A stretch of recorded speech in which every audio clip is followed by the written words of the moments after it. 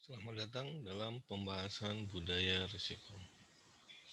Pada pembahasan kali ini, kita akan membahas setidaknya 4 agenda. Yang pertama tentang definisi budaya risiko, dan berikutnya kita akan mengeksplorasi mengapa budaya risiko itu penting, dan yang ketiga kita akan mencoba memperdalam bagaimana internalisasi budaya risiko itu dilakukan di dalam sebuah organisasi, dan yang terakhir bagaimana ketika efektivitas upaya internalisasi tersebut dalam mengubah budaya existing yang ada dalam suatu organisasi. Ini adalah definisi budaya risiko. Jadi budaya risiko diambil dari konsep tentang budaya dalam suatu organisasi dengan model ABC, di mana ada attitude, behavior, and culture. Di mana attitude akan mendorong uh, membentuk behavior. Jadi attitude seseorang membentuk behavior atau perilaku seseorang, dan kumpulan dari perilaku-perilaku seseorang dalam suatu organisasi akan memformasi atau membangun sebuah budaya dalam suatu organisasi. Jadi dari yang sifatnya attitude, dari yang sifatnya personal, yang kemudian attitude atau perilaku, sikap-sikap personal itu mempengaruhi bagaimana seseorang itu memiliki perilaku, dan perilaku-perilaku orang dalam satu organisasi, perilaku-perilaku karyawan, perilaku seluruh pihak ada dalam suatu organisasi membentuk budaya organisasi itu sendiri. Nah, di satu sisi, ketika sebuah budaya organisasi tersebut telah terstruktur, telah terdevelop, telah terbangun, di satu sisi dia akan mempengaruhi bagaimana attitude seseorang dalam suatu organisasi. Jadi ini bagaimana budaya mempengaruhi attitude. Budaya juga mempengaruhi behavior.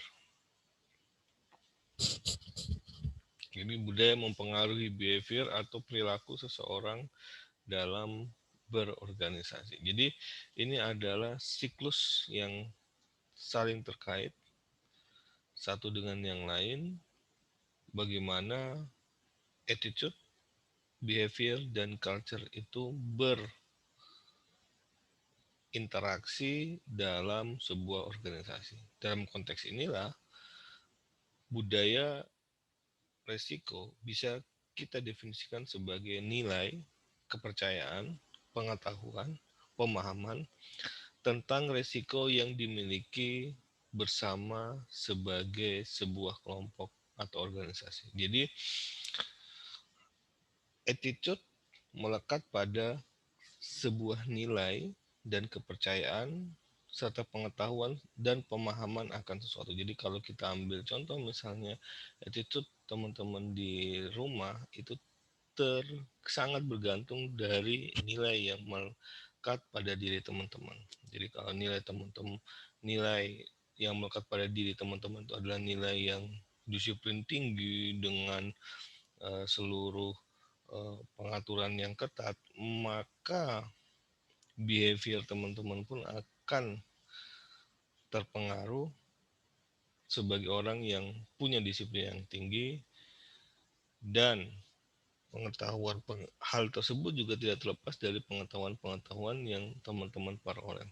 Hal demikian juga terjadi dalam suatu organisasi.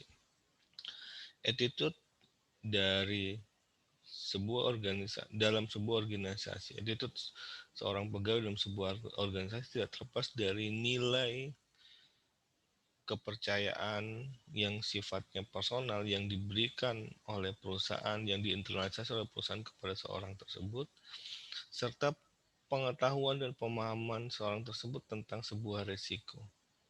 Nah, disinilah nilai kepercayaan membentuk perilaku yang sadar terhadap resiko. Jadi ketika resiko tentang keselamatan, kecelakaan kerja misalnya, digaungkan dalam suatu organisasi, maka nilai-nilai, ya, hal-hal normatif, hal-hal etis yang kemudian diberikan kepada pegawai, kepada karyawan, akan mempengaruhi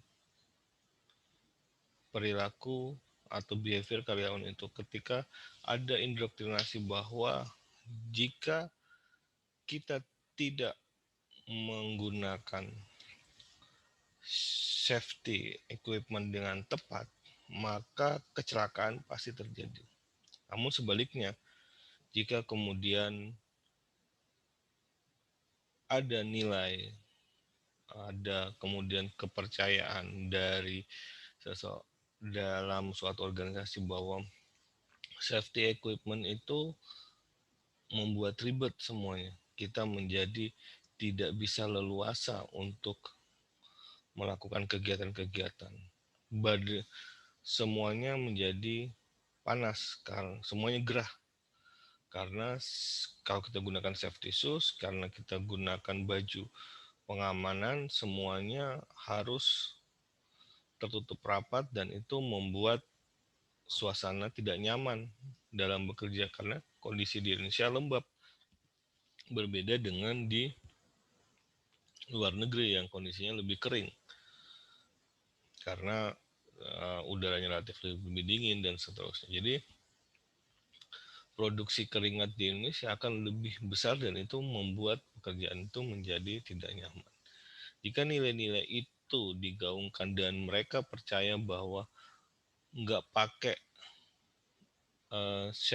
safety equipment pun nggak apa-apa asal kita hati-hati. Nah, kondisi-kondisi ini yang mempengaruhi behavior, perilaku orang tentang melakukan tindakan kepatuhan terhadap keselamatan. Hal tersebut juga ketika mereka kemudian dijejali pengetahuan dan pemahaman bahwa safety equipment itu membuat tidak nyaman, membuat produktivitas berkurang, dan di satu sisi ternyata safety equipment itu dianggap pengetahuan-pengetahuan yang diperoleh di dalam suatu organisasi menganggap bahwa safety equipment itu kalau tidak dipakai pun tidak apa-apa, tidak ada pengawas, tidak ada setiap hari, tidak ada inspektur yang menginspeksi yang mengawasi ketaatan seseorang untuk menggunakan safety equipment tersebut. Nah, hal tersebut yang menunjukkan bagaimana pentingnya attitude kita, ya, atau sikap kita terhadap resiko itu mempengaruhi behavior, dan nantinya secara umum itu akan mempengaruhi culture dari sebuah organisasi. Nah, ketika 5 dari 6 atau 5 dari 7 atau 5 dari 8 atau mayoritas sebagian orang-orang tidak menggunakan safety equipment, maka orang-orang lain akan terpengaruh untuk juga tidak menggunakan safety equipment. Nah, inilah yang kemudian akhirnya menjadi culture dalam organisasi itu bahwa penggunaan safety equipment tidak dilakukan atau tidak diimplementasikan dalam pekerjaan sehari-hari. Nah, ini konteksnya. Dalam konteks setiap organisasi punya kultur yang berbeda-beda. Kalau rekan-rekan lihat di dalam organisasi yang di sini, ya, sebuah organisasi yang sangat menghargai privasi, ya, karena itu semua fasilitasnya disediakan, komputernya, komputer desktop dan seterusnya, disediakan printer dan seterusnya, dan banyak hal. Nah, di sini dalam konteks ini banyak hal-hal rahasia yang memungkinkan seseorang karyawan tidak mengetahui pekerjaan karyawan yang lain. Nah, berbeda dengan gambar di samping kiri, di mana kondisinya lebih open. Semua orang akan bisa melihat apa yang dikerjakan seseorang. Jadi di sini kalau orang main game pasti akan kelihatan oleh orang yang lain. Tapi kalau di sini kita akan bisa lihat kalau dengar orang jalan ke dekat tempat kita, kita akan langsung tutup gamenya. Nah, kondisi-kondisi ini yang menunjukkan bahwa setiap organisasi punya kultur yang berbeda-beda. Saat ini, sebagian besar kultur kita adalah kultur yang lebih terbuka. Dalam konteks inilah, kita harus mampu memiliki pengendalian diri yang lebih. Di mana kalau kita dipercaya untuk bekerja, maka kita lakukan pekerjaan itu secara sungguh-sungguh dan bekerja. Jadi kita tidak sembunyi-sembunyi dalam bekerja, kita tidak bekerja karena orang lain, tapi memang karena kesadaran kita sendiri. Nah, akhirnya memang seperti eh, waktu di zaman tanam paksa, eh, di karakteris salah satu gubernur Hindia Belanda pada saat itu, Van der Venter kalau tidak salah, mengatakan bahwa pada dasarnya jajahan Hindia Belanda itu rajin-rajin, namun harus ada penunggunya atau harus ada mandornya. Nah, hal itulah yang sebenarnya harus kita ubah karena stigma itu dalam konteks Indonesia, kalau kemudian seorang itu membaca tentang Indonesia atau culture pekerja Indonesia, pasti akan merujuk hal tersebut. Jadi di Indonesia pasti selalu menggunakan mandor. Supervisor itu bukan untuk mengawasi atau mengkoreksi, mereview kualitas pekerjaan, tapi lebih mengawasi apakah orang itu bekerja atau tidak. Nah, dalam konteks inilah memang kita perlu punya kesadaran diri yang lebih baik tentang bagaimana kita menjalankan amanah kepercayaan banyak pihak. Ketika mempercayai kita bekerja, maka lakukan pekerjaan itu secara bersungguh-sungguh. Nah, ini gambarannya. Jadi setiap kultur organisasi itu berbeda-beda, dan itu bisa dilihat karakteristiknya dari, pertama yang paling gampang adalah teknis ruangannya. Di sisi lain, kultur yang berbeda-beda ternyata ada juga dalam satu perusahaan. Nah, konteks inilah yang memang uh, penting untuk kita ketahui, di mana setiap orang punya dalam satu budaya tertentu saja, dalam satu suku, ras budaya tertentu saja, itu kadang-kadang attitude-nya berbeda-beda, behavior-nya berbeda-beda.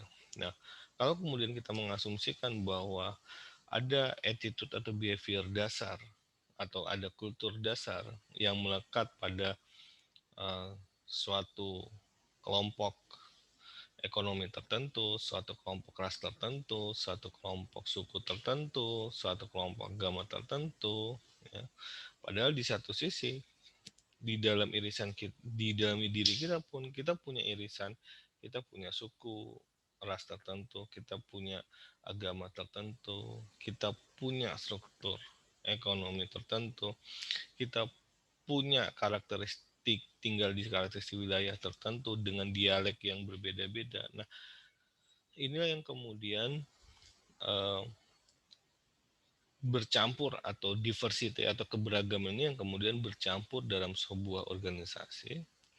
Dan di dalam suatu bagian organisasi penting bagaimana kita meleburkan diri dengan budaya organisasi yang ada. Nah, sehingga kita sering tidak uh, akan bisa punya identitas. Kalau teman-teman lihat biasanya uh, di TNI atau Polri misalnya. Jadi cara identitasnya dibentuk, attitude behaviornya dibentuk dalam pendidikan dasar mereka.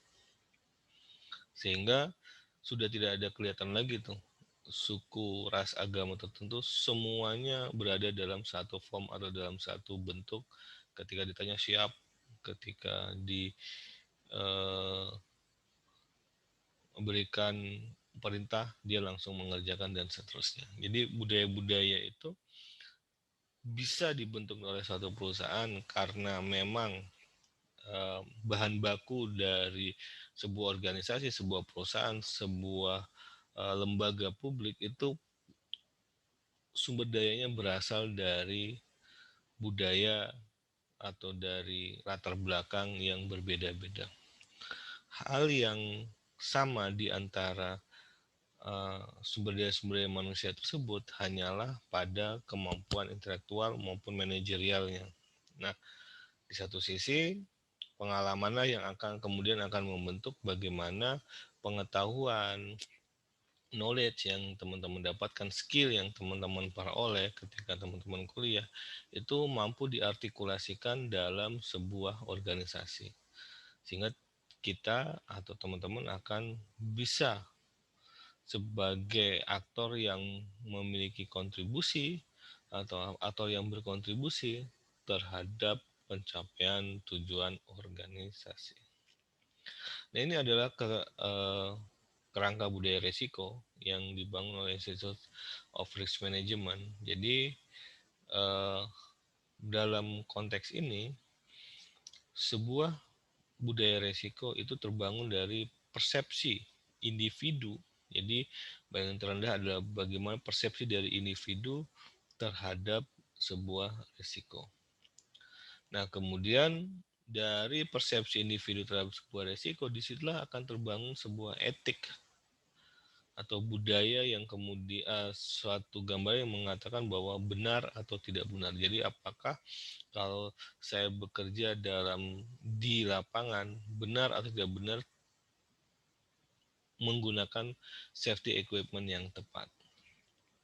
Benar atau tidak benar ketika saya melakukan pekerjaan, menegosiasi kontrak, saya melakukan penyuapan terhadap pejabat publik misalnya. Nah, etika individu ini yang kemudian membentuk perilaku individu, sehingga ketika dia mengatakan bahwa saya punya etika, saya tidak akan melakukan kegiatan penyuapan maupun korupsi, sehingga saya akan punya perilaku bahwa saya akan buat proposal saya akan buat tender saya sebaik mungkin karena saya tidak akan melakukan kegiatan-kegiatan tersebut. Nah, berbeda misalnya dengan kalau ya sudah kita asal saja yang penting jadi, karena toh pejabat publik itu tetap nantinya bisa kita suap, tender kita pasti gol. Nah, hal-hal tersebutlah yang kemudian mempengaruhi perilaku. Nah, kondisi itu juga tidak lepas dari budaya organisasinya. Budaya organisasinya kalau memang melegalkan hal-hal tersebut dan dari pimpinannya menunjukkan bahwa ya sudah, ya cukuplah membuat tender yang bikin jembatan yang penting kelihatannya jembatannya bagus, cari yang paling murah dan seterusnya, toh nanti kita bisa suap juga. Nah, berbeda dengan kondisi yang lain ketika kita harus buat jembatan yang bagus, kita buat dengan cost yang se-reasonable mungkin, ya. Kita buat semua partnya, bagiannya itu dengan kualitas yang baik dan seterusnya. Nah, hal tersebutlah yang kemudian membangun budaya resiko. Jadi ketika sebuah organisasi itu melihat sesuatu itu dengan kondisi yang lebih fair, yang lebih adil, bahwa kita akan melakukan kegiatan, kita akan melakukan tender dan seterusnya, itu kita lakukan dengan cara yang benar. Kenapa? Karena kita akan mempertaruhkan resiko perusahaan. reputasi perusahaan, dan itu at a stake. Jadi resiko perusahaan uh, akan lebih tinggi ketika kita memiliki budaya-budaya organisasi yang cenderung apa adanya, tidak kompetitif, dan seterusnya. Karena kita menganggap bahwa eh, kecelakaan itu hanya masalah takdir dan seterusnya. Padahal hal-hal tersebut sebagai manusia kita bisa mengupayakannya untuk meminimalkan kecelakaan yang terjadi dalam sebuah organisasi. Nah, dalam konteks itulah setiap individu atau bahkan di setiap organisasi punya yang disebut namanya kompas resiko. Jadi apakah di dulu hanya dua, kalau kemudian dua arah, di sini menggambarkan tentang kalau dulu kompasnya hanya utara selatan misalnya. Jadi apakah seorang itu emosional atau seorang itu analitik, di sini yang kemudian sering disebut bahwa man from Mars, women from Venus. Jadi seolah-olah ada dua kutub yang berbeda, yaitu kutub emosional dan kutub analytical. Nah, dari konteks inilah ketika emosionalnya tinggi dan analyticalnya tinggi, maka orang itu akan masuk ke prudent. Kalau emosionalnya rendah, analyticalnya uh, tinggi, maka dia masuk ke kompos misalnya, dan seterusnya. Nah, hal tersebut semakin diperluas di mana aksisnya pun bermacam-macam. Jadi ada yang very worry, prudent, kompos, adventure, carefree, ethics, dan seterusnya. Jadi ini adalah gambaran tentang bagaimana kompas resiko di dalam diri maupun dalam organisasi. Nah, teman-teman akan bisa memetakan teman-teman ada di kompas yang mana, ya, di busur yang mana. Disinilah yang membuat bagaimana tipe risiko mempengaruhi pengambilan keputusan, bagaimana pengaruh dari tipe risiko terhadap pengambilan keputusan sebuah perusahaan. Nah, ini adalah salah satu contoh bagaimana perbedaan antara ya, antara employee dan eksekutif sampai dengan boardnya. Jadi di sini menunjukkan misalnya humility-nya dia rendah, kemudian employee punya love tingkat kecintaan yang tinggi, eksekutif lebih rendah, ya, karena di situ dia mengambil keputusan-keputusan yang sebenarnya mulai mengesampingkan unsur subjektivitas. Dia harus mengambil keputusan yang mengesampingkan pertimbangan-pertimbangan yang kadang-kadang itu manusiawi. Nah, karena itu dia mulai mengurangi cintanya. Tapi hal yang menarik adalah ketika kita bicara tentang yang biru, honesty. Ya, honesty. Di situ dikatakan bahwa eksekutif lebih tinggi honesty-nya dibandingkan employee-nya. Nah, ini hal-hal yang menarik. Dan kalau teman-teman lihat fairness, kemudian courage, dan seterusnya itu lebih tinggi di level eksekutif. Jadi ini adalah bagaimana attitude itu mempengaruhi perbedaan attitude. Ada orang yang sangat uh, kurang perasaan kemanusiawiannya, ada yang sangat tinggi, ada yang punya jiwa adventure yang besar. Nah, itu yang mempengaruhi sebuah perilaku dalam organisasi. Apa yang dipengaruhi kalau teman-teman lihat di sini? Ini ada contoh bagaimana etik yang terjadi di dalam sebuah organisasi. Jadi, kalau etik of obedience atau etik dari kepatuhan itu dibangunnya di usia-usia 16 sampai 20 tahun. Jadi usia-usia 16 sampai 20 tahun itu etikanya dibangun dari kepatuhan terhadap aturan-aturan. Ya, sementara semakin lama ada titik tertentu di mana nanti katanya di sekitar usia 30-an di mana itu mulai beririsan nih. Kepatuhannya sudah mulai berkurang, lebih banyak menggunakan reason atau logika ketika akan melakukan tindakan sampai di umur-umur yang lebih tinggi. Tapi ini tidak semua, tentunya ini adalah rata-rata. Nah, mengapa budaya itu penting? Ya, karena banyak faktornya, dari attitude di masing-masing individu, kemudian itu hal di mana attitude yang dari masing-masing individu yang sifatnya diverse dari banyak pihak yang membentuknya itu mempengaruhi perilaku, dan kemudian perilaku tersebut mempengaruhi culture.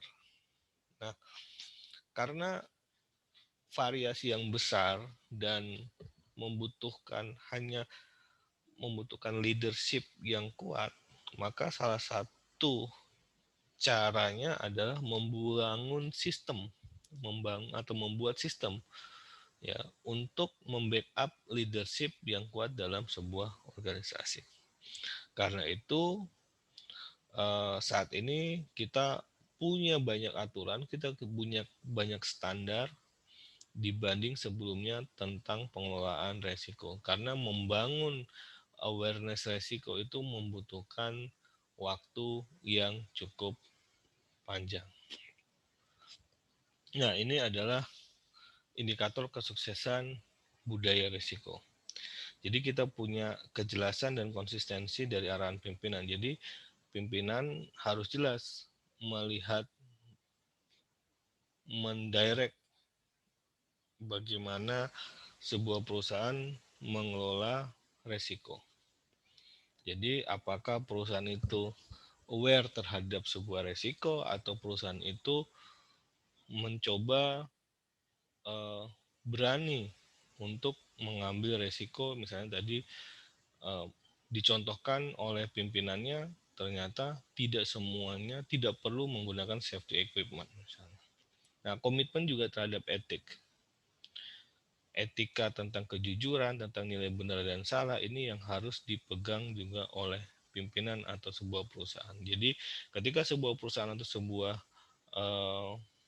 seorang pimpinan terbukti melakukan pelanggaran etik, ya berarti dia harus dihukum. Ya. Nah, keberterimaan umum terhadap pentingnya keberlanjutan resiko manajemen. Jadi semua pihak harus menerima, harus memberikan acceptance terhadap keberlanjutan komitmen kita terhadap upaya melakukan risk management. Dan yang paling penting adalah di dalam sebuah organisasi itu harus memiliki informasi yang transparan dan tepat waktu. Jadi ini yang kemudian sering kita dengar ada yang perbedaan antara openness dan transparan. Jadi ada yang sangat terbuka atau yang transparan. Jadi kalau transparan oke, masih ketutup tapi tergambar. Jadi blur.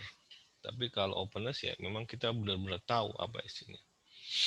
Jadi kadang-kadang tidak perlu terbuka semua, tapi terlihat transparan pun itu kadang-kadang sudah cukup menunjukkan bahwa kalau kita lakukan sedikit lagi, kita pun punya akses untuk membukanya. Tapi karena kita tidak perlu untuk melakukan akses tersebut.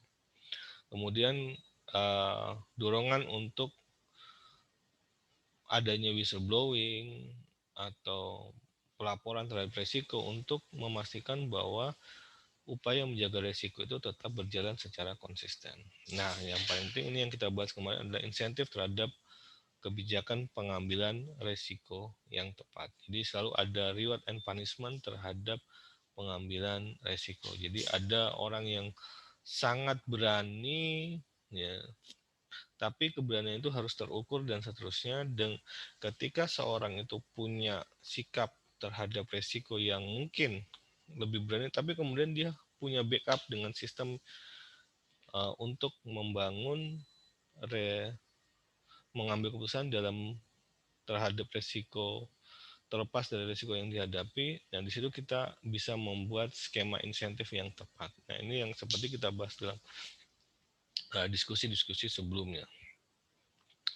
Skill dan pengetahuan tentang manajemen risiko ini yang selalu harus terupdate sampai kita harus punya berbagai macam perspektif dan opini terhadap nilai dan pengetahuan. Dan dalam konteks inilah keberagaman ini akan membangun pengambilan keputusan yang lebih tepat, ya, karena kita akan punya variasi dari pendapat yang di situ akan memperkuat pengambilan keputusan kita. Jadi jangan takut berbeda pendapat untuk ketika melakukan rapat pengambilan keputusan.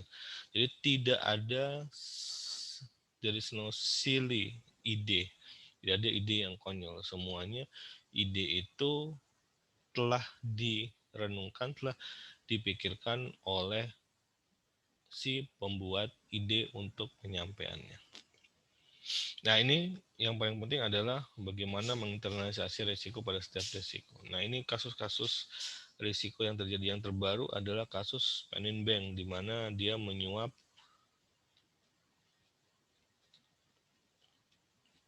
petugas pajak untuk menurunkan pajaknya. Jadi, apa budaya yang tepat untuk mendukung manajemen risiko? Nah, ini yang kita bicara, ada yang disebut dengan model aspek risiko dalam budaya risiko. Jadi ada yang disebut dengan strategic governance-nya, ada control governance-nya, minimalist governance, tactical governance. Ini bergantung pada jenis culture-nya. Jadi kalau kita menggunakan control governance, maka kita akan membuat kultur yang comply saja atau yang patuh saja. Nah, kalau kita gunakan governance yang lebih strategik, maka di sini kita harus butuh keterlibatan banyak pihak. Nah, tapi kalau governance kita itu governance yang sifatnya reaktif, hanya berdasarkan taktikal pada hal yang lebih mikro, maka kondisi ini tidak terlepas dari culture yang chaotic kita, di mana kita tidak bisa mengendalikan seluruh culture sebuah organisasi. Jadi tidak ada culture organisasi yang jelas dalam sebuah organisasi tersebut. Ada budaya yang jelas dalam sebuah organisasi tersebut. Disitulah kita lakukan dengan technical governance. Dan ada yang disebut dengan sleepwalking governance atau minimalist governance, di mana ketika semuanya sudah berjalan, ada engagement, orangnya juga patuh dan seterusnya. Jadi ini adalah konsep yang ideal. Jadi ini bergantung pada aspek dan budaya risiko yang kita lakukan. Nah, ada hal-hal yang paling penting juga tentang aspek budaya risiko.